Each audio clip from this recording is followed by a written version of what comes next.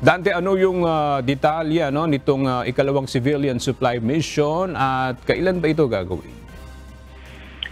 Magandang tanghali aga sa press conference ng grupong atin ito dito sa Quezon City ngayong umaga. Ilihayag nga ng mga ito na tuloy na yung kanilang gagawing civilian supply mission sa West Philippine Sea sa kabila yan ng pinakabagong harassment ng Chinese Coast Guard sa mga barko ng Pilipinas.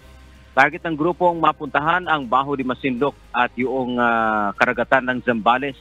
Ito na yung pangalawang supply mission na gagawin ng grupo. Ang una ay noong nakaraang December 2023. Tatawagin nila itong active citizenship model na nagpapakita na yung pinakalayo nito ay hindi para magkaroon ng conflict ayon sa mga organizer. Layon lang nila ay magbigay ng mga supply tulad ng fuel at pagkain sa mga Pilipinong mangingisda sa lugar.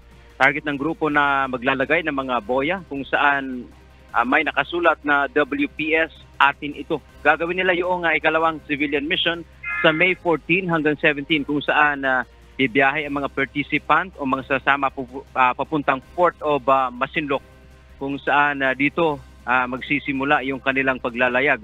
Kasama sa convoy ang 4 na malalaking civilian boats at 100 pa na mga small fishing boats. Tinatayang aabot sa 240 yung mga sasama dito sa civilian mission kasama na ang foreign guests, tauhan ng media, youth leaders at iba pa. Aga-ayon naman dito sa grupong atin ito, well-coordinated o mayroon silang pakikipag-koordinasyon sa National Task Force for the West Philippine Sea at gayon din dito sa Philippine Coast Guard hinggil dito sa kanilang gagawing misyon. So, ang nabanggit nila dito kanina aga sa presscon ay walang, kumbagang wala silang kasama na mga otoridad na pupunta rito. Pero ang kanilang nilinaw, well-coordinated itong kanilang ginawa. So, ang kanilang nabanggit ay aalamin na rin natin sa Philippine Coast Guard kung ano ba yung magiging plano naman nila.